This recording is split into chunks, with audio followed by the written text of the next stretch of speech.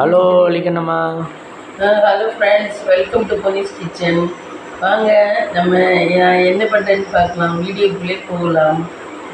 என்னென்ன காலையில் என்ன வேலை பார்த்து என்ன சமைச்சிட்டு விளைக்கழுவுனே, விளைக்கழுவி கூட்டிலே அப்புறம் என்ன பண்ணேன், அப்புறம் வீடு தொடச்சேன். இன்னைக்கு க்ளீன் பண்ணி புதன்கிழமை வீடு தொடச்சேன்.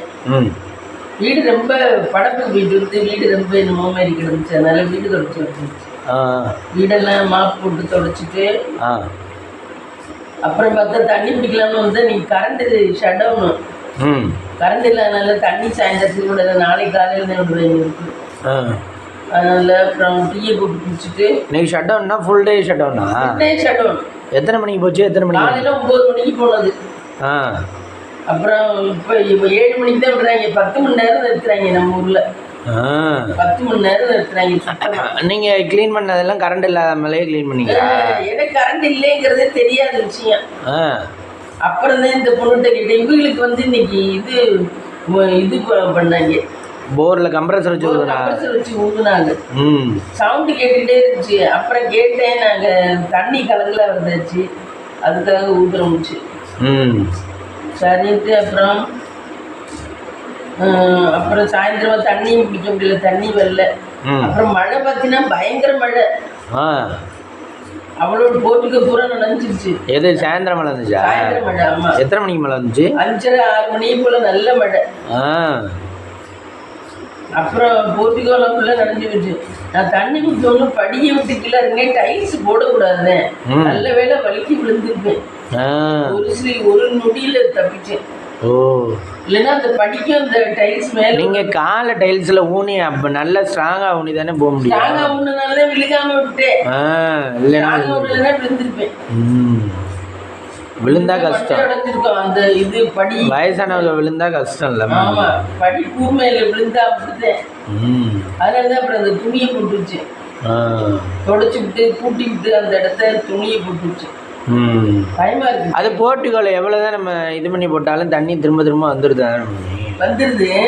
பைப்லாம் வச்சிருக்கோம், ஆனா அதை தாண்டி எங்கிட்டோ மழை பெஞ்சு எப்படியோ வந்துடுது. இல்ல மழை இப்படி சாரல் அடிச்சிச்சு, அதனாலதான் போர்ட்டிகோல விழுந்துச்சு. ஒழுங்கா மழை வந்தா அந்த தண்ணி போற வழியே போயிடும். இது இப்படி சாய்வா அடிச்சிச்சு மழை. அதனால என்ன பண்றது, ஏதோ கடவுள் புண்ணியத்துலதான் தப்பிச்சேன். அதுக்கு தான் குலதெய்வம். அந்த மாதிரி நேரத்தில் காப்பாற்றுறது, இம்பார்ட்டண்டான நேரத்தில் காப்பாற்றுறது தான் குலதெய்வம். அவங்க பாவம் குலத்தை வாழ வைக்கணும் அப்படிங்கிறது. அப்புறம் இன்னைக்கு யாரது பார்த்தீங்க? இன்னைக்கு இவங்க என்ன விற்கிறதுன்னு பார்த்தேன். இந்த பொண்ணுக்கு நிறைய விற்கிது, கேடி ஃபேமிலி. அப்பாவுக்கு எவ்வளவு கொரியருங்கிற பொண்ணுது, அவங்களுக்குலாம் நல்ல காசு. எண்ணெயில உங்களுக்குலாம் கிட்டத்தட்ட 25,000 30,000 கிடைக்கும் மாசம். எண்ணெயில 1 லிட்டர் இங்கெல்லாம் 250 ரூபா தான் சொல்றாங்க விளக்கெண்ணெய். அந்த பையன் வீட்டுல 1 லிட்டர் 450 ரூபா. அந்த அப்பா அம்மா ஒன்றும் பண்றாங்கல்ல, அவங்கள்ட்ட 1 லிட்டர் 450 ரூபா. நல்லா கூட தான் வச்சு விற்கிறாங்க இதுல உள்ளவங்கலாம். ஆனா அதுவும் வாங்குறாங்க. டெல்லி, பாம்பே, கல்கத்தா இங்க இருக்கவங்கலாம் வாங்குறாங்க. பெங்களூரு எல்லாரும் வாங்குறாங்க. நல்ல லாபம் கிடைக்கும். அந்த பையனுக்கு இப்ப 50,000 கொடுத்துச்சுன்னா 25,000 லாபம் கிடைக்கும். இதுக்கு கேடி ஃபேமிலியில அவ்வளவு குமியுது ஆர்டரு. அது வந்து இந்த எல்லா எண்ணெயும் போட்டு காய்ச்சிருது, தலைமுடி வளர்றதுக்குள்ள எண்ணெய் காய்ச்சி. அதெல்லாம் இவ்வளோ வாங்குறாங்களா மம்மி? வாங்குறாங்க, நிறைய பேர் வாங்குறாங்க. அது நல்லா இருக்குன்னு அவங்க உடனே இது வேற ஸ்கிரீன்ஷாட் வேற எடுத்து கட்டுறாங்க. இதுக்கு முன்னாடி இவ்வளவு கொட்டுச்சுன்னா அந்த முடியும், இது தேய்ச்சதுக்கு அப்புறம் முடிய கொட்டல, இந்த 2-3 தான் காட்டுறாங்க ஸ்கிரீன்ஷாட். இல்ல மம்மி, நான் என்ன சொல்றேன்னா இப்பெல்லாம் நிறைய பேர் வீட்டுல எண்ணெயே தேய்க்கிறது இல்லை தானே. ஆமா, அப்படி இருக்கு. இப்ப நீங்களே சொல்லுங்களேன், நாளைக்கு இப்ப நாளைக்கு விடியுது, நாளைக்கு இல்ல மம்மி, நாளைக்கு வியாழக்கிழமை காலையில் என்ன பண்ணுவோம், எழுந்திரிச்சு பல்ல விலைக்கு சத்த நேரம் உட்காந்து பேசிக்கிட்டு இருந்துட்டு டீயை குடிச்சிட்டு சாப்பிட்டுட்டு கிளம்பி போய் வேலையை பார்த்துட்டு திரும்ப வந்துட்டு இதுதான் சரியாக இருக்கும் முக்கால்வாசி பண்ணுற வேலை. ஒரு சிலர் இந்த வீட்டில் இருக்க பசங்க இவங்க வேணால் எக்ஸசைஸ் பண்ணுவாங்க, ஜிம்மில் போய் ஆனால் பர்டிகுலராக எண்ணெய் தைக்கிறது இந்த மாதிரி விஷயங்கள்லாம் அந்த காலத்துல இருந்துச்சு, இந்த காலத்துல ஆனால் வந்து எண்ணெய் தேய்க்கலைன்னா அந்த எண்ணெய் வாங்குற ஆள் எப்படி அது தெரியல. இல்ல இது முடி வளர்றதுக்காக லேடிஸ் வாங்குவாங்க அந்த கேடி ஃபேமிலியில. விளக்கெண்ணெய் எதுக்கு வாங்குறான்னு தெரியல. விளக்கெண்ணெய் எது பருப்பு கொடுத்துதான் வாங்குறாரு. இப்ப இந்த எண்ணெயெல்லாம் பருப்பு கொடுத்த சமைக்கதான் வாங்குறாரு. வேற அவங்கள்ட்ட வந்து தேய்க்கிற எண்ணெய் வாங்கலையே, கடலெண்ணெய் நல்லெண்ணெய் இந்த விளக்கெண்ணெய் தானே வாங்குறாங்க. அந்த பையனா பாட்டையும் இது நம்ம ஊரு, இது நம்ம ரூட்டு, நான் இது நம்ம ரூட்டு. அவங்கள்ட்ட வந்து இந்த 3 எண்ணெய் தான் வாங்குறாங்க. இந்த பிள்ளைகிட்ட வந்து தலைக்கு தைக்கிற லேடிஸ் முடி வளரணும், முடி கருப்பாவே இருக்கணும்னு நினைக்கிறவங்க வாங்குறாரு. அப்படி முடி அது கருகாப்பிலை எல்லாம் கொடுத்து காய்ச்சுது. அதனால அதுக்கு நல்ல காசா இருக்கும். கேடி ஃபேமிலி அது பயங்கரமா இருக்கு. அதுக்கெல்லாம் நல்ல காசு, சொந்த உழைப்பு. மெஷின் வச்சிருக்காங்களாமே? இல்ல, அவங்க எண்ணெய் பெரிய சட்டி எடுத்து அதுல தேங்காய் ஒரு 5 லிட்டர் ஊற்றி இந்த இலதலை எல்லாத்தையும் கொண்டாந்து அப்படியே அதுல போட்டு அதுக்கு நல்லா அதுல வெந்து இதாகி அதுக்கப்புறம் அதை இறக்குறாங்க. வெந்ததுக்கு அப்புறம் அந்த சாரெல்லாம் அதுல இறங்கிடுது எண்ணெயில. அதை இறக்கி அதை வடிகட்டி அது பாட்டில ஊற்றி கொடுத்துடுறாரு. அந்த பாட்டில பேக் பண்றாரு. ஆனா புருஷன் எல்லா வேலையும், புருஷன் வேற வேலையை பார்க்கல. ஆனா இந்த வேலைக்கு போவார் போல, கொத்தனார் மாதிரி, சித்தாருன்னு கொத்தனார் மாதிரி அந்த வேலைக்கு போவார் போல. இதையும் பார்த்துக்கிறாரு. கொரியர் கொண்டு போடுறது வர்றது எல்லாம். அவங்கள்ட்ட கார் எல்லாம் கிடையாது, வண்டியில தான் வச்சு கொரியர் கொண்டு போடுறாரு. நல்லா காடு ஒருத்தர் அவரு. அந்த பையல நல்ல காடு ஒருத்தர், பெரிய பையனும். அதை ஏன்னு சொல்லாம வேலை கேட்பேன். நல்ல பையன். அது குட்டிதான் கொஞ்சம். இந்த கேடி ஃபேமிலினா எது சொல்றீங்க? இந்த படபடன்னு பேசுவாங்களே இல்ல, இந்த முதல்ல எல்லாம் இந்த 100 நாள் வேலைக்கெல்லாம் சாப்பாடு உள்ள நீ பாத்திருக்கீல்ல? அது 100 நாள் சாப்பாடு வேலைக்கு போறவங்களுக்கு சாப்பாடு இன்னைக்கு திறந்து கட்டுங்க என்னென்ன கொண்டாந்துருக்கீங்க. நான் பார்த்தது இல்லை, எனக்கு தெரிஞ்ச. நீ காமிச்சல ஒருத்தன் அம்மா எனக்கு இந்த மாதிரி புருஷன் கிடைச்சது கொடுத்து வச்சுக்கணும்னு. அது நீங்க கார்ல தான் போட்டீங்க, ஆனா காமிக்கல. நீ பாக்கலையா? அந்த பொண்ணுதான் கேடி ஃபேமிலி. அந்த இன்னொருத்தவங்க இருக்கா இந்த படபடன்னு பேசும்ல ஒரு அம்மா. ஆமா, அந்த அம்மா மகனுக்கு கல்யாணம் பண்ணல உங்களுக்கு பிடிக்கும். அவங்களுக்கு பொண்ணு வரலையா?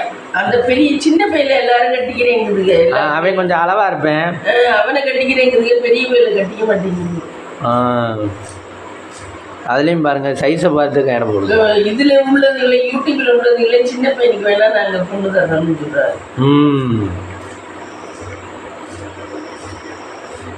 பெரிய வெளியே யாருமே பொண்ணு கொடுக்க மாட்டேங்கிறாங்க. அதுக்காகவே உங்களுக்கு கொடுத்து வந்துருக்காரு. அதுக்கு நம்ம எப்போ பிஸ்னஸ் ஸ்டார்ட் பண்ணுவீங்க? ஆமாம், என்னத்த பிஸ்னஸ் ஸ்டார்ட் பண்ணணும்? நம்ம உலகத்தில் கொடுக்கலாம், இடியப்பமா கொடுக்கலாம். இடியப்பமா நல்லா இருக்கும் நம்ம வீட்டெல்லாம். கைஸ், நாங்கள் வந்து அடுத்த ஸ்டேஜுக்கு போகிறதுனா நாங்கள் வந்து பிஸ்னஸ் இதெல்லாம் பண்ணுவோம். மிளகாத்தூள் நல்லா இருக்கும் என்கிட்ட, கிடாமல் இருக்கும். 6 மாதம் ஆனாலும் கிடாது. சூப்பராக இருக்கும் எங்கள் அம்மா. எங்களோட மிளகாத்தூள் பாருங்க ஃப்ரெண்ட்ஸ், சூப்பராக இருக்கும். எல்லாம் போட்டு வறுத்து அரைச்சி தான் நானும் பண்ணுவேன். அதை நம்ம பிஸ்னஸ் பண்ணலாம். அது மாதிரி இது இடியப்பமாவும் செய்யலாம். இடியப்பமாவும் நல்லா இருக்கும். அமௌண்ட் இடியப்பமா அது வீட்டில் செய்யறது. சிஆர்எஸ்சி வாங்கி அதை நீங்கள் இப்போ கேட்டால் ஆனால் கொடுப்பீங்களா மம்மி? செஞ்சு தான் கொடுக்கணும். நம்ம அதுக்கு ப்ரிப்பேர் பண்ணி செஞ்சு கொடுக்கணும். அவங்க அட்ரஸ் அனுப்பி வச்சுன்னா ஜிபேல அமௌண்ட் அனுப்பி வச்சாங்கன்னா நம்ம அதை அனுப்பி வச்சிடலாம். அனுப்ப வேண்டியது நம்ம என்ன பெரிய வேலை.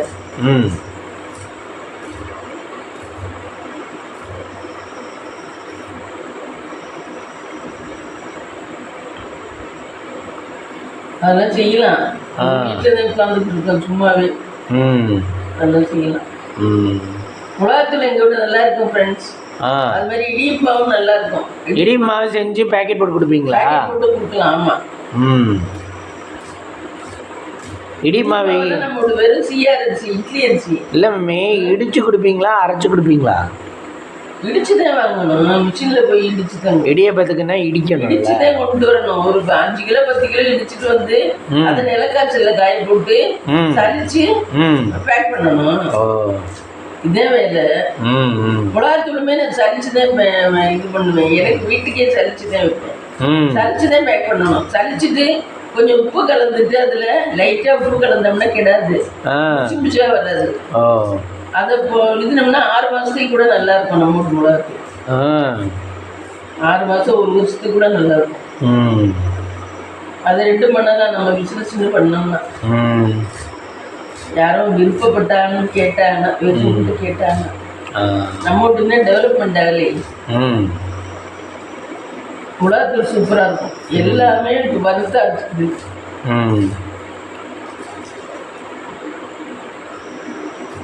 அது மாதிரி கரம் மசாலா தூளும் பேக்கெட் கொடுத்துருவாங்க.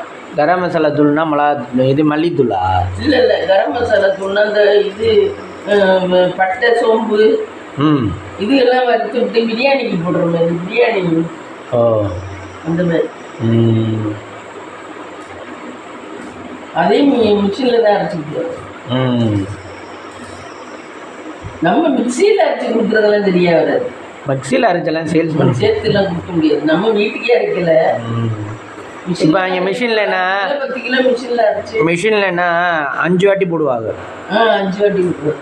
5 வாட்டி போட்டால் தான் நைஸாக இருக்கும். ஆமாம். இது நம்ம மிக்சியில் அரைச்சி கிரைண்டரில் அரைச்செல்லாம் நல்லா இருக்காது. மிஷினில் தான் அரைச்சிக்கிட்டு வரணும். அதுக்கெல்லாம் வேலைக்கு ஒரு ஆள் வேணும். சுத்தமாக இப்போ நம்ம வேறு வேலைக்கு போனோம்னா இங்கே ஒரு ஆள் போடணும். ஆமாம். இந்த அரைச்சிக்கிட்டு வந்து பேக் பண்ணுறதுக்கு ஒரு ஆள் வைக்கிறது வேணா நம்ம செலுக்கலாம் உள்ளதான். அரைச்சிக்கிட்டு வரவெல்லாம் ஆள் வேறு போடணும். நமக்கு என்ன செலவாகுதோ எதுக்கு எவ்வளோ செலவாகுதோ அந்த ஈக்குவல் பண்ணி அதுக்கு தகுந்த காசு வாங்க வேண்டியது. ஈவனா ஏதோ கொஞ்சம் பெனிஃபிட். ஆமாம் ஆமாம், கொஞ்சம் பெனிஃபிட் வச்சுக்கிட்டு பண்ணணும். அப்புறம் டேஸ்ட் நல்லா இருந்துச்சுன்னா எல்லாம் காசு ரொம்ப கூட. அப்புறம் டேஸ்ட் நல்லா இருந்துச்சுன்னா அப்புறம் பிடிச்சி அவங்களே வாங்கிடுவா. நமக்கு வீடு பெரிய விடுது, அதில் பண்ணிடலாம். ஸ்பேஸ் ஒரு இடத்துல வச்சுக்கிட்டு பண்ணுறதுனா பண்ணிடலாம். இல்லைனால மாடியில் ஒரு டென்ட் மாதிரி போட்டுட்டு சீட்டு போட்டு அதில் கூட பண்ணலாம். ஆனால் அரைச்சிக்கிட்டு வரவெல்லாம் போகணும். அதுக்கு தான் ஒரு ஆள் போட்டுக்கிறோமே, ஒரு அக்கா யாராவது 2 வீலர் ஓட்ட தெரிஞ்சவங்க. ஆமாம், போட்டுக்கிட்டோம்னா அவங்க வீட்லேயும் வேலையை பார்த்துக்குவாங்க, அங்கேயும் போயிட்டு வந்துடுவாங்க. இப்போ நிறைய ஆம்பளையில் இப்படி தானே பண்ணுறாங்க. ஆமாம், அவங்களே போய் அரைச்சிக்கிட்டு வந்துட்டு இங்கேயும் வேலை பார்க்குறாங்க. இது எண்ணெய் காய்ச்சி நல்ல இது ஆடி ஆஃபர் வேற விட்டுருக்கு. அதனால நிறைய பேர் வாங்கியிருக்காங்க. கேடி ஃபேமிலிக்கு ஆடியில் ஆஃபர் வேறு. எண்ணெய்க்கெல்லாம் என்ன மம்மி ஆஃபர் தருவாங்க? சரி, எண்ணெய்க்கெல்லாம் ஆஃபர் போக இது இந்த சார்ஜ் இல்லைம்பாங்க, கொரியர் சார்ஜ் இல்லைம்பாங்க. ஏதாவது அப்படி ஏதாவது ஆஃபர் சொல்லுவாங்க. அதுக்கெல்லாம் நல்ல பெனிஃபிட் கிடைக்கும். இவனுக்கே 250 ரூபா தான் நம்ம ஊர்ல கடலெண்ணெய். இந்த எண்ணெய் கடலெண்ணெய்ங்கிறேன், கடலெண்ணெய் 290 இருக்கு. அப்படி எவ்வளோ விற்கிறான்னு தெரியல. இது விளக்கெண்ணெய் இங்கே வந்து 250 1 கிலோவே, 1 லிட்டரு. இங்கே அவங்க விற்கிறது 450 விற்கிறாரு. அப்பா அம்மா. ஓ,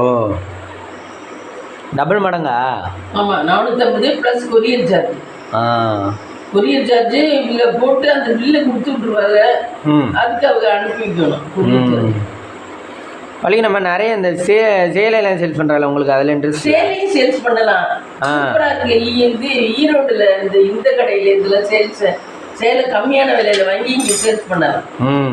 அதுவும் இது ஆன்லைன் மூலம் பண்ணலாம். ஆனால் வாங்குவாள், நேராக வாங்க மாட்டா. ஆன்லைனில் நம்ம வாட்ஸ்அப் ஓப்பன் பண்ணி அதில் காட்டணும். அதுவும் சேல்ஸ் ஆகும். சேலையும் சேல்ஸ் ஆகும். சேலை சூப்பராக இருக்குது. அவங்க வேணும்னு கேட்டாங்கன்னா நம்ம ஆர்டர் பிளேஸ் பண்ணி விடணும். நம்ம ஒரு 10-5 கூட வச்சு கொடுக்க வேண்டியது. வாங்கிட்டு வர்றது 10-5 கூட வச்சு கொடுக்க வேண்டியது. லாபம் ரொம்பலாம் பார்க்கக்கூடாது. ஒரு 10-5 நமக்கு இந்த கொரியர் சார்ஜ் இதெல்லாம் தனியே போட்டுறோம்.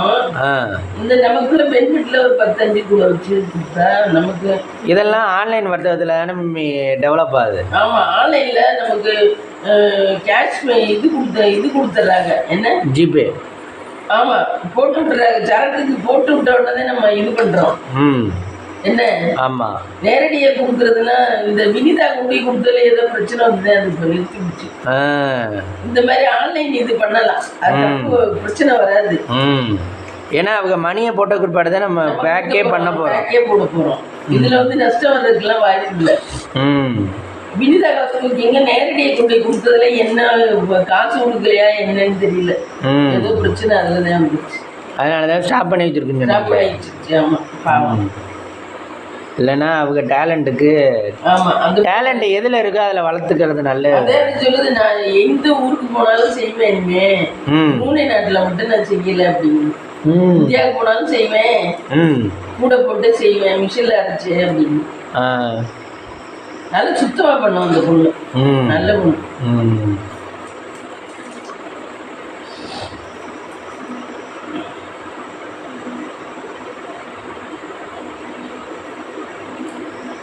அது பண்ணலாம். அது இதெல்லாம் மோடியால் தானே வந்துச்சு ஆன்லைன் வர்த்தகம்லாம். ஆன்லைனில் டிரான்சாக்ஷன் பண்ணதுக்கு முதல்ல இருந்த பிரதமர்கள் இது பண்ணலை. இவர் தான் ஆன்லைனில் டிரான்சாக்ஷன் பண்ணுங்க, ஆன்லைனில் மணியை மாற்றுங்க, அப்போ தான் எங்களுக்கெல்லாம் பதுக்கிறதுக்கு தோதா இருக்கும் அப்படின்னு சொல்லி. கேஸுக்கு மானியம் 150 ரூபாய் ஏறுதான், ஏறுதா நம்மளுக்கு 20 ரூபா 30 ரூபா ஆயிரும். எப்படி 950 940 வாங்குறாங்க. அதில் 20 ரூபாய் ஏறும், 930. கேரளாவில 850 ரூபா தான் இது சிலிண்டரு. கேரளா ஸ்டேட் வேற, நம்ம ஸ்டேட் வேறல. இருந்தாலும் ஒரே ரேட்டு தானே இருக்கு சிலிண்டர்லாம். இல்லையே, கூட குறைச்சி தான். அப்படியா? ஆமாம், மாவட்டத்துக்கு மாவட்டமே கேஸ் ரேட்டு மாறுது. கேஸ் ரேட்டு மாறுதுன்னா இப்போ நம்ம புதுக்கோட்டையிலேருந்து அதாவது ஆக்சுவலாக கேஸோட ரேட்டு வந்து 890 ரூபா தான், இல்லை 990 ரூபா தான். 890. ஆனால் வந்து அவங்க நம்மள்கிட்ட வந்து இங்கே வாங்குறது 950 கொடுங்கள் அப்படின்னு. 35 ரூபா இந்த கொண்டாடுறதுக்கு. ஆமாம், வேனுக்கு வாடகை அது போட்டோம். ஆனா நமக்கு ஏறமாம்ல கொஞ்சம், ஏற மாட்டேங்குது. அதான் ஏறும், 20 ரூபா 30 ரூபாய் ஏறுமா தான். கோயம்புத்தூர்ல எல்லாம் ஏறுதான், திருநெல்வேலியில எல்லாம் ஏறுதான். அவங்க அம்மா சொல்லுமா 150 ரூபாய் 200 ரூபாய் ஏறுதுப்பா எனக்கு அப்படின்ச்சா. ஆனா கேரளாவில 830 ரூபாயே தான். சிலிண்டருக்கு கூட எல்லாம் வாங்க மாட்டேங்களா இந்த மானியம் ஏறுற மாதிரி எல்லாம். 850 ரூபா 850 ரூபா கொடுத்துட்டு வாங்க வேண்டியதானே. ஆனா மானியம் எல்லாம் ஏறாது, மானியம் எல்லாம் ஏறாது. நமக்கு கூட உள்ள வாங்குறாங்க, 900 வாங்குறாங்க. ஆமா ஆமா, அதனால அந்த கூட வாங்குற காசு மானியமா ஏறுமா. அதே நான் நமக்கு அக்கௌண்ட்ல ஏறுதான்னு தெரியல. அது நீங்க இந்தியன் பேங்க் அக்கௌண்ட்ல பாத்தீங்கன்னா தெரியும்ல. தெரியும். நம்ம தான் அக்கௌண்ட்டே செக் பண்ணல, நாளாச்சு. உங்களுக்கு ஏறி இருந்தால் தெரிஞ்சுக்கணும், நீங்கள் பேலன்ஸ் செக் பண்ணிட்டு தானே இருக்கீங்க. அது சரியாக கரெக்டாக பார்க்குறது இல்லை நம்ம. பேங்க்ல பணம் கிடந்துட்டு தானே. ஆனால் நம்ம கேஸ் வந்த மோடி வந்த புதுசில் கேஸுக்கு மானியம் ஏகப்பட்டது ஏறிச்சுல. 400 ரூபாய் 500 ரூபாய் ஏறிச்சு. அப்போ எல்லாரும் அவர் சொன்ன மாதிரியே ஏற்றுறாங்க அப்படின்னாங்க கடைசி. ஆனால் ரேட்டை வந்து 1000 ரூபா கூட்டி 400 ரூபா 300 ரூபாய் ஏறிச்சு. இப்போ என்னன்னா 800 ரூபா குறைச்சி ஏற்றாம வச்சுட்டாரு. இதுதான் மோடி பண்ண சாதனை. மோடி சாமர்த்தியம், இதெல்லாம் சாதனை.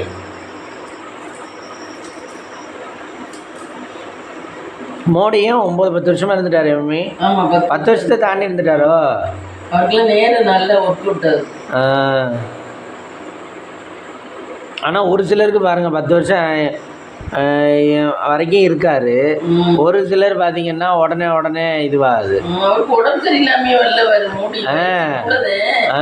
நல்லா இருக்காரு, 75 வயசாக இருக்காதா? ஆமாம் இருக்கும். வணக்கம் தமிழ்நாடு அப்படிம்பாரு, வணக்கம் சென்னை அப்படிம்பாரு. அப்படியா? அப்புறம் இன்னொரு மாதிரி பேசுவார். இப்போ தமிழ் தெரியாதவங்க தமிழில் பேச சொன்னா எப்படி பேசுவார்? வணக்கம் தமிழ்நாடு அப்படிம்பாரு. இங்கிலீஷ் பேசுவார் இருக்கும். அப்புறம் அவர் பேசுகிற தமிழே பார்த்தா ஒரு புதுசாக இருக்கும். நம்ம இப்போ பேசுகிற தமிழுக்கும் அவங்க வணக்கம் அப்படின்னு சொல்லல, அதுவே புதுசாக அது சொல்கிறதே பெருசு இல்லையா? நம்ம அவங்க பஞ்சாபியே பேசுவோமே. நம்ம தமிழன்ஸ் இப்போ மற்ற நாட்டில் இருக்கவங்க தமிழை கற்றுங்கன்னா, இப்போ நடிகைலாம் கூட புதுசாக வர்றவங்கெல்லாம் இதுக்கு ஈஸியாக கற்றுக்கிட்டுறாங்க கொஞ்சம் வேர்டு. ஆனால் நம்ம தமிழ்நாட்டில் இருக்கவங்க அடமெண்ட் மாதிரி. ஆமாம், இங்கிலீஷ் பேசுகிறவங்க இங்கிலீஷ் பேசுகிறாங்க. இப்போ நம்ம மலையாளமோ உருதுவோ போய் அந்த அளவுக்கு நம்மளால் ஏற்றிக்க முடியல. இப்போ நம்ம போய் கேரளாவில் நடிக்கிறோம்னு வச்சுக்கோங்க, கேரளாவில் இதை கொண்டு வா அதை கொண்டு வான்னு சொல்கிறதுக்கு நம்ம உடனே பேசிட முடியுமா? நம்ம அங்கே போய் 1 இயர் ஆனால் கூட அந்த வேர்டை ஃபுல்லாக கற்றுக்கிட்டு பேச மாட்டோம். எனக்கெல்லாம் நான் கேரளாவில் நான் படித்தேன், மலையாளம் தான் நல்லா தெரியும். சேச்சி சேட்டா கூட பச்சை வெள்ளம் கொண்டு பச்சை. ஆனால் சென்டென்ஸாக பேசுவீங்களா? நல்லா பேசுவேன். அதெல்லாம் நாங்கள் ஸ்கூலில் அதானே படித்தோம். ஸ்கூலே அதானே. எனக்கு தமிழ் தான் சரியாக வராது. தமிழ் தான் நான் படிக்கவே இல்லை, நானா பேச்சு வாக்குல கத்துக்கிட்டது என் தமிழ். ஓ, ஸ்கூலே அதானே. எனக்கு மலையாளத்துல என்ன பேசினாலும் புரியும். மலையாளம், ஹிந்தி, இங்கிலீஷ் மூணுமே ஓரளவு தெரியும். ஹிந்தியும் கேரளாவில் பேசுவாங்களா? ஹிந்தி அங்கே ஸ்கூல்ல கண்டிப்பா உண்டு கேரளாவில். அப்படியா? கம்பல்சரி உண்டு. இங்க லாங்குவேஜ் மாதிரி அங்கே 3 லாங்குவேஜ். எங்களுக்குலாம் 3 லாங்குவேஜ். எப்படி 3 லாங்குவேஜ் எல்லாம் படிக்கிறது கஷ்டம் இல்லையா? 3 லாங்குவேஜ் உண்டு இங்கே. அப்போ 3 லாங்குவேஜ்னா 3 லாங்குவேஜுக்கு தனித்தனி எக்ஸாம். ஒரே ஒரு டீச்சர் தான் இருக்கும், அந்த டீச்சர் தான் எல்லா கிளாஸுக்குமே வரும். இல்லை மம்மி, இப்போ வந்து 3 லாங்குவேஜ்னா இப்போ சப்ஜெக்ட் 3 இருந்தால் 3 எக்ஸாம் நடத்துகிறாங்க.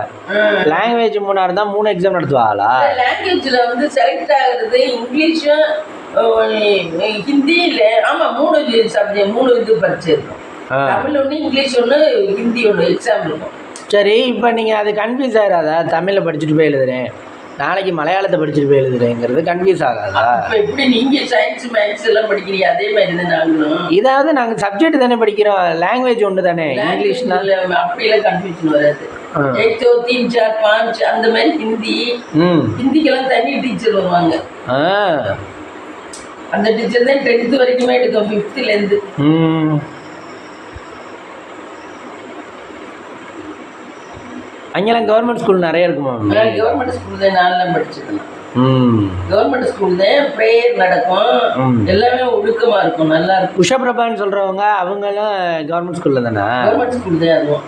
அங்கே இங்கிலீஷ் மீடியம் ஸ்கூல் அப்போலாம் இல்லைன்னு நினைக்கிறேன், நாங்கள் படிக்கல. எல்லாம் எல்லாருமே கவர்மெண்ட் ஸ்கூல் தான் படிக்கணும். சிபிஎஸ்சி இதெல்லாம் கிடையாது. இல்லை, சிபிஎஸ்சிலாம் இப்போ தானே வந்துச்சு. ஆமாம் ஆமாம். அப்போ இங்கிலீஷ் மீடியமும் இல்லை, நாங்கள் படிக்கல. மெட்ரிக்கும் கிடையாது. மெட்ரிக்கும் கிடையாது, ஒன்றுமே கிடையாது. அப்போ பணக்கார வீட்டு பிள்ளைய படிக்கிறதுனா எப்படி படிக்கும்? எல்லாமே கவர்மெண்ட் ஸ்கூல் தான். எல்லாமே கவர்மெண்ட். இல்லைன்னா உஷப்பிரபா வீடெல்லாம் பணக்காரதே அவங்க. ஆமாம் ஆமாம். அப்பாவும் கவர்மெண்ட் ஜாபு, நல்ல அந்த காலத்துலேயும் சொந்த வீடு, நல்ல தோப்பு, நல்ல வசதி அவங்களாம். அதுக்குள்ள நல்லா படிக்கும். ஆனால் வந்து கவர்மெண்ட் ஸ்கூலில் தான் படிச்சு. கவர்மெண்ட் ஸ்கூலில் தான் படிச்சுட்டு செயின் லாக்கெட்டு எல்லாம் தங்கத்தில் அப்படி போட்டுக்குவோம். அப்போவே சூப்பராக. அதெல்லாம் செயின் இல்லாமல் வரவே வராது. தோடு ஒரு நாளைக்கு ஒரு தோடு மாற்றும். ட்ரெஸ்ஸும் நல்லா அது நல்ல வெள்ளை சிவப்பாக இருக்கும். அதுக்கு தகுந்த மாதிரி ப்ளூ, இந்த மாதிரி ட்ரெஸ் இந்த மாதிரி கலராக போகும். நல்ல பிள்ளை, அதெல்லாம் பெரிய லெவலாக இருக்கும். இப்போ கிளவியாக தான் இருக்கும், இந்த மாதிரி அப்படிதானே இருக்கும். ஆமா, பொண்ணு பையன் கல்யாணம் பண்ணி பேரு பேத்தி எல்லாம் இடிக்கி அதெல்லாம் ஃபாரின்ல இருக்கா இங்க இருக்கா நல்லா படிக்கும். இப்போ இல்லை நம்ம தமிழ்நாட்டில் இருக்கவங்களும் இப்போ நம்ம ஹையஸ்ட் இடத்துக்கு போகிறதுனா ஃபாரினில் இருக்குன்னு சொல்கிறோம். என்ன கேரளாவில் இருக்கவங்களும் ஹையஸ்ட் இடத்துக்கு போகிறதுனா ஃபாரினில் இருக்கானா என்னன்னு சொல்கிறீங்க. இப்போ கர்நாடகா இருக்கவங்களும் ஹையஸ்ட் இடத்துல இருக்கிறதுனா ஃபாரினில் இருக்க மாதிரி சொல்கிறோம். ஆனால் எல்லாருமே ஃபாரினுக்கு போயிட்டா ஃபாரினில் கூட்டம் கூடிடாதா? ஃபாரின்ல தான் ஜனமே இல்லாம தானே இருக்காங்க அவங்க. இப்ப ஏற்றுமதியாகி போறவங்களால ஓரளவு குடிமக்கள் இருக்காது. அப்ப நம்ம தமிழ்நாட்டுல தான் பொதுமக்கள்லாம் கூடவா? தமிழ்நாடு, இந்தியாவும் சைனாவும் தான் ஜாஸ்தி. மற்ற நாட்டுல எல்லாம் பொதுமக்கள். ஆமா, சைனாவும் இந்தியாவும் தான் ஜாஸ்தி. அமெரிக்காவிலாம் ஜனத்தொகை கம்மினாலதான் அவங்க இந்த பென்ஷன் காசெல்லாம் ஒரு ஆளுக்கு 80,000 கொடுப்பாங்களா. நம்ம இங்க 1000 ரூபாய் கொடுக்குறாங்கல்ல, ஆமா, அந்த மாதிரி ஒரு ஆளுக்கு 80,000 கொடுப்பாங்களா. அந்த மெடிக்கல் வசதி உண்டா, எல்லா வசதியுமே உண்டா. ஏதாவது அந்த வயசான அம்மாவுக்கு முடியலன்னா உடனே அவங்க தூக்கிட்டு போய் அவங்களே பார்ப்பாங்களா. எல்லா வசதியும் உண்டு ஃப்ரீயாவே. அந்த ஊர் குடிமக்களா இருந்தா. இங்கெல்லாம் 80,000 கொடுத்தாங்கன்னா அவ்வளோதான். வேலை பார்க்குறவங்களுக்கே 80,000 கிடையாது. ஆமாம், ஃபுல் நேரமாக வேலை பார்க்குறவங்களுக்கே கிடையாது. ஆனால் அந்த ஊர் எல்லாமே வசதியாக நல்லா இருக்குமா. ஏன்னா ஜனத்தொகை கம்மினால. ரெண்டாவது அரசியல்வாதிகளும் இங்கே மாதிரி சாப்பிட மாட்டாங்களா. அதுதான் மெயின். அங்கே உள்ள அரசியல்வாதிகளும் இப்படி சாப்பிட மாட்டாங்களா. இங்கே உள்ள அரசியல்வாதியை அவங்க எடுத்து போட்டு போய் பற்ற மாட்டேங்க. ஆமாம், வெள்ளையும் சொல்லாம திரியிறதும் போதும் ஐயோ அந்த பணம் தான் எனக்கு அனுப்பிவிடியா அப்படின்றாங்க. ஐயோ என்னையா கொடுத்து வச்ச மாதிரி இருக்கிற, அனுப்பி விட்றியா இல்லையா அப்படின்றாங்க. பணம் வேணையா, சீக்கிரம் அனுப்பியா. அப்படி பண்றாங்க. அந்த மாதிரி அரசியல்வாதிகள் அப்படியெல்லாம் சாப்பிட மாட்டாங்களா? அமெரிக்கா, லண்டன், கனடா இதெல்லாம் ஒரு பொண்ணு அங்கேயிருந்து போடுது ஒண்ணு, இது போடுது, அந்த பிள்ளைதான் சொல்லிச்சு. அது சொன்னது கேட்டுதான் நான் இப்ப சொல்றேன். ஒரு பென்ஷன் இந்த ஜீவனாம்சம் மாதிரி வாங்குறது, ஜீவனாம்சம் இல்ல, இந்த பென்ஷன் வாங்குறது 80,000 ஒரு ஆளுக்கு, ஒரு நபருக்கு. அதுல விட எல்லா வசதியும் உண்டா. அரிசி எல்லாம் கொடுத்துருவாங்க இவருக்கு, அதெல்லாம் கொடுத்து பென்ஷன், அரிசி வைத்திய செலவு எல்லாம் பண்ணி அதுக்கப்புறம் பென்ஷன். அப்ப பரவாயில்ல, இல்ல செலவே இல்லை இல்ல. ஆமா. இப்போ அவங்கெல்லாம் என்ன நினைக்கிறாங்கன்னா, ஒரு குடிமானா அவன் இந்த நாட்டில் பிறந்துட்டானா அவனுக்கு இந்த உரிமை வந்து கொடுத்து தான் ஆகணும், 80,000 ரூபா ப்ளஸ் சாப்பாடுக்கு அரிசி இதெல்லாம் கொடுத்து தான் ஆகணும் அப்படின்னு நினைக்கிறாங்க. வைத்திய செலவு அவனுக்கு முடியலன்னா கொண்டு அவங்க வைத்தியம் பார்த்துப்பாங்களா? காரெல்லாம் எல்லாரும் வீட்லேயுமே இருக்குமா? இப்போ நம்ம நாட்டிலனா ரேஷன் அரிசியை மட்டும் ஃப்ரீயாக கொடு. ஆமாம், அதுக்கு இங்கே ஜனத்தொகை கூடன்னு சொல்லுது. அந்த பிள்ளையதான் சொல்லிச்சு, நம்ம நாட்டில் ஜனத்தொகை கூடனால அது செய்ய மாட்டேங்குது. ஜனத்தொகை கூடன்னா வரியும் கூட தானே வரும், ஒரு ஆளும் வரி கட்டுறாங்கல்ல. ஆமாம். இப்போ நான் என்ன சொல்கிறேன், இப்போ நீங்களும் நானும் இருக்கோம், நீங்கள் ஒரு கடையில் போய் வரி கட்டிதான் ஜாமான் வாங்குறீங்க, நானும் ஒரு கடையில் போய் வரி கட்டிதான் ஜாமான் வாங்கிட்டு இருக்கேன். அப்படி இருக்கே இல்லை, இந்த வரி பணம்லாம் சேர்ந்து ஒரு இடத்துக்கு போய் கஜானான்னா அதுதானே கஜானா. அதுதான் பத்த மாட்டேங்குது. வர்றதெல்லாம் முக்கால்வாசி நாட்டுக்கு செலவழிச்சிட்டு கால்வாசி எடுத்துக்கிட்டா பரவாயில்ல. இவங்க முக்கால்வாசி எடுத்துக்கிட்டு நாட்டுக்கு செலவழிக்கிறேன். செலவழிச்ச உடனே தீர்ந்துருச்சுன்னா ஐயா கஜானாவே காலியாகிடுச்சு, என்னப்பா நீங்கள் அடுத்து திரும்ப வரியை போடுங்கப்பா அப்படின்னு. யோ கஜானா அதுக்குள்ளே காலியா அப்படிங்கிற மாதிரி. இது பதவியை வேண்டாம் இது பண்ணும்போது கஜானா காலி கஜானா காலிங்கிறாங்க, எடுத்துக்கிட்டு விட்டுறாங்க. ஐயோ சார், நம்ம பதவி தீர போகுது சார். கஜானாவில் எவ்வளோடா இருக்குது சார்? ஒரு 5,000 கோடி இருக்குது சார். 5,000 கோடி இருக்கு, ஐயோ இதை விட்டு வைக்கப்படாதா, அவங்க வந்துடுவாங்கடா, அதில் எல்லாத்தையும் மாற்றிக்கிங்கடா ஆளுக்கு, அப்புறமா நான் கேட்கல எனக்கு தரணும்டா. அப்படியா சார்? சரி சார். மாணிக்கம், பொன் மாணிக்கம், கோயில் அன்னைக்கு ராஜராஜ சோழன் அவங்க கட்டின கோயில், இவங்க தான் வரி வசூல் பண்ணி அவ்வளவு வச்சுக்கிறாங்களா கவர்மெண்ட். ஆமா, அத்தனை கோடி ரூபா வரி வசூல் பண்ணி கடைசி இவங்க 1 லட்சம் முடியல விட்டா, நான் போட்டது 1 லட்சம் அப்படின்னு அதை பிரபலம் பண்றாங்களா, முடியல போட்டேன் அப்படின்னு எல்லாருக்கும் விளம்பரம் பண்றாங்க. என்ன இத்தனை கோடி வருதுன்னு எவனாவது சொல்றானா? அது கட்டுறது பூரா. ஆனா அந்த காலத்துல நல்லாதான் செஞ்சிருக்காங்க. ராஜராஜ சோழன் இவங்கெல்லாம் நல்ல புண்ணியத்துக்கு செஞ்சிருக்காங்க. இப்ப தஞ்சாவூர்ல அந்த கோயில் எல்லாம் பாத்தீங்கன்னா அப்படி சூப்பரா இருக்குமா. இவங்க 2 பேரும் அப்பா அம்மான்னு போயிருக்காங்க அந்த கோயிலுக்கு, நம்ம ரூட்டு. அவங்க 2 பேரும் தஞ்சாவூர் பெரிய கோயில் போயிருக்காங்க. தஞ்சாவூர் கோயில்ல அவ்வளவு சிற்பக்கலை அவ்வளவு நல்லா இருக்குமா. அதெல்லாம் இவங்க கட்டினதா. இந்த ராஜராஜ சோழன், ராஜேந்திர சோழன் இவங்க கட்டினது. அதெல்லாம் பெரிய அதிசயம் இல்ல. அவங்கதான் மன்னர், உண்மையா ஆண்ட மன்னர்னா இவங்க எல்லாம் சும்மா எடுத்து சாப்பிட வேண்டி நான் பிரதம மந்திரி நான் எதுன்னு சொல்லி உட்காந்துருக்கேன். அதுக்கப்புறம் இருந்த பீரியட்ல இருந்தவ கூட பரவாயில்ல மம்மி. இப்போ வந்து காமராஜர் கொஞ்சம் பரவாயில்ல. காமராஜர் பரவாயில்ல. காமராஜர் தான் சொல்ற மாதிரி இருக்கு. அவருக்கெல்லாம் கடைசியா இருக்கு. அவரோட வீரவை திறந்து பார்த்தா 2 வேட்டி 2 துண்டு 2 சட்டை இதே இருந்துச்சு. அவர்கிட்ட இருந்த சொத்து ஒண்ணுமே கிடையாது. அந்த நாட்டுல இதுவா இருந்துச்சு, மினிஸ்டரா இருந்தது. ஆனா அதுக்கப்புறம் அந்த கலைஞர்கிட்ட திறந்து பார்த்தா தெரியும். அதுக்கப்புறம் அந்த கலைஞர் கொள்ளையடிக்கிறத பார்த்து ஜெயலலிதா அம்மா. ஆமா, அவங்கெல்லாம் ஏங்க அது என்னது போயஸ் கார்டன்ல வீடா? ஆமா, இந்த போயஸ் கார்டன்ல வீடு. சரி, அப்புறம் பின்னாடி வந்த ஓபிஎஸ் எடப்பாடி பார்த்துட்டாரு, ஆஹா நம்ம காலில் விழுலைன்னா எவனாவது காலில் விழுந்து வாங்கிட்டு போயிடுவேன், நம்ம இப்படி இருக்க வேண்டியதே கிளை செயலாளர் மேல் செயலாளர்னு. நம்ம என்ன பண்ணுவோம், சசிகலா அம்மா காலில் தவந்து போயிடுவோம் அப்படின்னு சொல்லி தவந்து போயிட்டாரு. எல்லாரும் இருக்கையில பொத்துன்னு கீழே விழுந்தாரு. ஏங்க எல்லாரும் இருக்கையில ஐயோ என்னென்ன எழுந்துறீங்க அப்படின்னா, இல்லைம்மா நான் என் ஃப்யூச்சர் ஏம்மா எனக்கு சொத்து சேர்க்கணுமா, நீங்கள் எனக்கு உதவி கொடுத்தே ஆகணுமா அப்படின்னு உடனே சரி ஓகே இவர் தான்ப்பா நம்மளுக்கு இது அப்படின்னு சசிகலா அம்மா கை காமிச்சு விட்டது. அவர் எல்லாத்துக்கும் இது பண்ணாரு. அப்படியா? இல்லைன்னா சேலத்து ஒரு காமெடி ஆஃபீஸர் மாதிரியே இருப்பாரு. காமெடி ஆஃபீஸர் ஆமா. அவர் கட்சியில எல்லாம் எனக்கு அதுக்கு கட்சியை பத்தி எல்லாம் தெரியாது. அவருடைய நடவடிக்கை சிரிப்பு வரும் அவர் பண்றதெல்லாம் பார்த்தா. எப்பவுமே சிரிச்சுக்கிட்டே இருப்பாரு, சிரிச்ச வாய் மாதிரி. அன்னைக்கு அந்த பொண்ணுகள்கிட்ட நான் சொன்னேன்ல, பொம்பளைங்கள்ட்ட கந்தரகோட்டையில் இந்த இது முந்திரி பருப்பு வாங்கினதுக்கு இதில் உட்காந்துக்கிட்டு காரில் உட்காந்துக்கிட்டு பணத்தை கொடுங்கப்பா அப்படின்றாரு. பின்னாடி கொடுத்தாங்க. அந்த பணத்தை கொடுக்கல, அந்த லேடிஸுக்கு வாங்கல. சார் எங்களுக்கு வேண்டாம் அப்படிங்குதுங்க. ஐயோ அப்படிலாம் சொல்லக்கூடாது, கொடுக்குறத வாங்கிக்கணும் இந்தாங்க அப்படின்னு சொல்லி கொடுக்குறாரு. அப்போ அவர் ரியாக்ஷன் பண்ணார் பாருங்க, ஐயோ அப்படின்னு. அது நல்லா இருந்துச்சு. அது மாதிரி கொஞ்சம் யதார்த்தமான வருதேன். அவரையும் சேர்த்து கட்சி தலைவராக்கி அவரையும் இது பண்ணிட்டேன். பார்த்தா காமெடியாக தானே இருக்காரு. பார்த்தா சீரியஸாக எடுத்துக்கிற மாதிரி சீரியஸாக எடுத்துக்கிற நல்லவராக தான் இருப்பார் அவரெல்லாம். ஆனால் அவரெல்லாம் கட்சிக்குள்ள வந்தனால இதாகிட்டு. அப்புறம் என்ன பண்ணுறது, அடுத்துன்னு சொல்றது கேட்டுத்தானே ஆகணும். ஆமாம் ஆமாம். அப்புறம் அதுக்குள்ள ஒன்றுக்குள்ள நுழைஞ்சிட்டோம்னா அப்புறம் அதுக்குள்ள சரின்னு போய்த்தானே.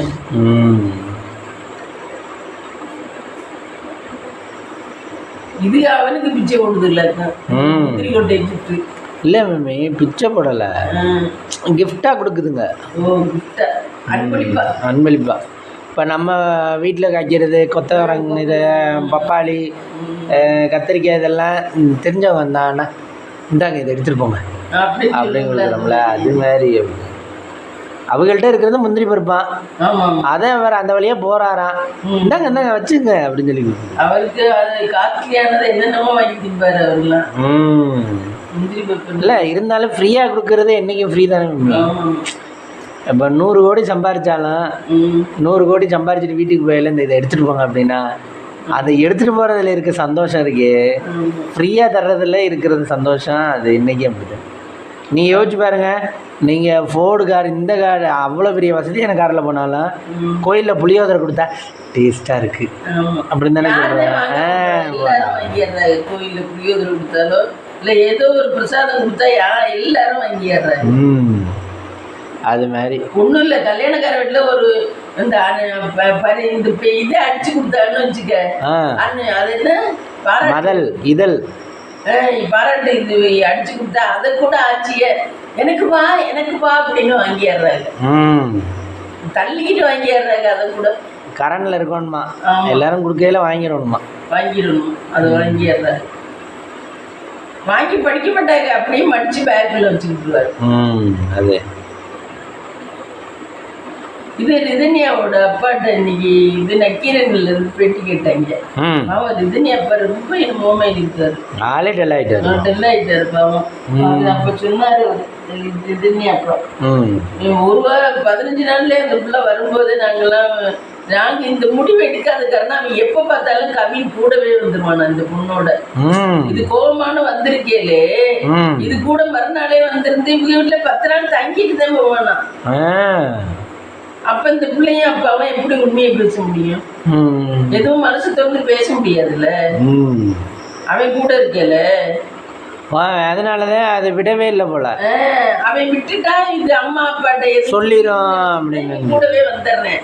அதனாலதான் லாஸ்ட் நாள் கூட சாகையில கூட நீ உங்க அப்பா அம்மாட்ட சொன்னீங்கன்னா நான் செத்து போயிருவேன் அப்படின்னு மிரட்டியிருக்கேன். அது உடனே முடிவு பண்ணிருச்சு, நீ என்னடா சாகுறேன்னு சொல்றது, நானே சாகுறேன்டா. போஸ்ட்மார்ட்டத்துல எல்லாம் இன்னும் தெரிஞ்சிச்சான், அதெல்லாம் சொன்னாங்க. என்னன்னு எனக்கு சரியா புரியல. போஸ்ட்மார்ட்டம் பண்ணாங்களாம் அந்த பொண்ணோட பாடிய, அதுல எல்லாம் என்னமோ தெரிஞ்சிச்சான் பாவம். அவங்க அப்பா சொல்லி ரொம்ப அழுகிறாரு, எங்களுடைய வாழ்க்கை வீணா போச்சு. நான் ஒருத்தருக்கு ஒருத்தியா இருக்கணும்னு தான் சொன்னேன் ஒழிய, நீ ஒருத்தருக்கு ஒருத்தியா இருக்கணும்னு தான் சொன்னாலே, வாழ்க்கை சரியில்லைன்னா அதை ஏத்துக்கிட்டு வாழணும்னு நான் சொல்லல. அந்த பொண்ணு அதை தப்பா எடுத்துக்கிச்சு. என்ன வாழ்க்கை சரியில்லைன்னா இன்னொரு வாழ்க்கை சூஸ் பண்றது ஒன்றும் தப்பு இல்லை. என்ன ஆனால் அது வந்து இந்த மாதிரி அதுக்குள்ளேயும் முடிவு எடுத்துச்சு. முத நாள் தான் பாலக்காடு போயிட்டு வந்தானா 2 பேரும் லாங் டிரைவ். அது மனசு கஷ்டமா இருந்தேன், எப்பவும் லாங் டிரைவ் போவோம்ப்பா அப்படின்மா.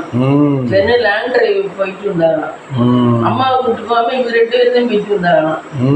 அப்போ அது போயிட்டு வரையில அவங்க சொந்தக்கார ஒருத்தர் வந்து பத்திரிக்கை கொடுத்த, நாளைக்கு எங்கள் வீட்டுக்கு இது நீங்கள் வந்துருங்க அப்படின்னு சொல்லி சொன்னாங்க. அப்போவே சொல்லிடுச்சு அந்த பிள்ளை அவங்கள்ட்ட, நான் வர்றதை பற்றி நான் யோசிச்சுக்கிட்டு இருக்கேன், அதனால நான் வரமாட்டேன் எங்கில், நான் வரமாட்டேன் எங்கில், நான் அங்கே வீட்டுக்கு வர்றதை பற்றியே நான் யோசிச்சுக்கிட்டு தான் இருக்கேன், நான் அதனால வரமாட்டேன் எங்கில் அப்படின்ச்சா. உடனே அவன் சொன்னானா, நீ இப்படியெல்லாம் முடிவெடுத்தினா உங்கள் அப்பாவுக்கு தான் கஷ்டம், உங்கள் அப்பா ஏற்கனவே இது வச்சு ஒரு அது ஆஞ்சியோ பண்ணி அது என்னமோ ஸ்டெட்டை என்னமோ வச்சு வரான். அதனால அவருக்கு தான் உடம்பு கஷ்டமாயி போயிடும், இப்படிலாம் முடிவெடுத்தினா, அதனால நீ ஒழுங்கா வந்துருமா நாளைக்கு நான் அந்த வீட்டுக்கு, நாங்கள் இந்த மாதிரி அழைச்சிட்டு போயிருக்கோம், நீ வந்துரு அப்படின்னு சொல்லி சொன்னாரா. ஒருத்தருமே அவங்களுக்கு பிடி கொடுக்காத மாதிரி தான் பேசினா. அந்த பொண்ணோட வாய்ஸ் கேட்கல அப்படி இருக்கு, வாய்ஸ் போட்டு காமிச்சாங்க, வாய்ஸ் ரெக்கார்டு. அது லாஸ்டா, அப்பா என்னால முடியலப்பா, என்னால சாரிப்பா, என்னை மன்னிச்சுக்கோங்கப்பா, என்னால முடியலப்பா, இனிமேலும் இதுல இருந்து வாழ முடியல, என்னால முடியலப்பா அப்படி பேசுது பாவம். அதோட கடைசி எண்டுக்கு போயிடுச்சு, என்னை மன்னிச்சுக்கோங்கப்பா, எனக்கு இது விட்டா வேற வழி தெரியலப்பா அப்படின்னு. அதான் உருக்கமான விஷயம் அது. அது ஆடியோ கேட்டா அப்படி இருக்கு பாவம், உருக்கமா இருக்கு. ஆனா அது பூமியில இன்னொரு வாட்டி பிறக்கணும் பாவம், இன்னொரு வாட்டி பிறந்து நல்ல வாழ்க்கை வாழணும், நல்லா இருக்கும் அந்த பிள்ளை. ஆனா இவங்களுடைய ஃபியூச்சர் தான் போச்சு, பெற்றவங்களோட ஃபியூச்சர்.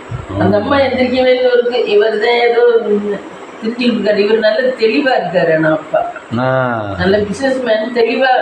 அதே அவர் சொல்றாரு, நான் ஒன்றும் பேச்சு போட்டிக்காக பேச வரல, நான் வந்து என்னுடைய மனசுல உள்ள ஆதங்கத்தை தான் நான் பேசுறேன், நான் வந்து பேச்சு போட்டிக்காகவோ இதுக்காகவோ பேச வரல. அதுல ஒரு சில பிழைகள் இருக்கலாம் நான் பேசுனதுல, அதை வந்து நீங்க வந்து பெருசா எடுத்துட்டு இருக்க கூடாது. ஏன்னா ஒருத்தருக்கு ஒருத்தின்னு சொன்னதை நீங்க வந்து அது என் மகன் இப்படி செத்தது சந்தோஷம்னு நினைக்கிற மாதிரி அவர் சொன்னதா அடுத்து சொல்லியிருக்காங்க. ஒருத்தருக்கு ஒருத்தையும் நினைச்சு என் பொண்ணு செத்ததா எனக்கு பெருமைன்னு அவரு சொன்னதா சொல்லியிருக்காங்க. அப்படி கிடையாது, அப்படி வாழணும்னு சொன்னதே தவிர நான் வந்து அதுதான் உனக்கு சூஸ் பண்ணிக்கன்னு நான் சொல்லலை அப்படின்னு சொன்னார் அவர். அது நானும் பேச்சு குட்டியில் ஒரு சில வார்த்தைகள் நானும் பேசினால தவறுதல் இருக்கும், நான் ஒன்றும் படிச்சுக்கிட்டு பேச்சு குட்டிக்கு வரல, நான் சாதாரண என்னுடைய ஆதங்கத்தை தான் சொல்லிக்கிறேன் அப்படின்னு சொல்லி சொன்னார். சூப்பராக பேசுறாரு, நல்ல விவரமா இருக்காரு, நல்ல பிசினஸ் மேன். தன் பையனும் அந்த மாதிரி பேசுறேன், மகனும் எல்லாம் தெளிவா பேசுறாங்க, தெளிவா இருக்காங்க, தெளிவா பேசுறாங்க. ஆனா இந்த விஷயத்துல எப்படி தெளிவில்லாம போனான்னு தெரியல, இவ்வளவு தெளிவா இருக்கிறவங்க ஒரு சில நேரம் கண்ணை மறைச்சிருன்னு சொல்றாங்கல்ல அந்த மாதிரி. ஆமா. என்னென்ன மீன் இருக்கீங்க? இந்த முட்டைக்கோஸ் நாளைக்கு முட்டை போட்டு கிண்டுவோம். முட்டைக்கோசு வெங்காயம் வச்சு வச்சுட்டேன், இதெல்லாம் இன்னொன்று தக்காளி குழம்புக்கு, கொண்டக்கடலை குழம்பு நாளைக்கு. நைட்டுக்கு டின்னர் மம்மி? நைட்டுக்கு இட்லி ஊற்றணும், இட்லிக்கு மாவாட்டி வச்சேன் ஃப்ரெண்ட்ஸ் சொல்ல மறந்துட்டேன், மாவாட்டி வச்சேன். ஓ சரி, டின்னர் செய்யல பார்க்கலாமா ஃப்ரெண்ட்ஸ்? நைட்டுக்கு டின்னர் பார்த்தீங்கன்னா சுடு சுடு இட்லி, இன்னொரு நடை வேகுது, அதுக்கு தொட்டுக்க இந்த முட்டை குழம்பு கொஞ்சம் போல தான் இருக்குது. முட்டை குழம்பு பத்தாட்டி இந்த கருவேப்பிலை பொடி, இது சாதா பொடி. இதான் ஃப்ரெண்ட்ஸ் இன்னைக்கு நம்ம வீட்டில் நைட்டுக்கு டின்னர். வாங்க சாப்பிடலாம். இந்த வீடியோ பிடிச்சிருந்தா லைக் பண்ணுங்கள், ஷேர் பண்ணுங்கள், கமெண்ட் பண்ணுங்கள், சப்ஸ்கிரைப் பண்ணுங்கள்.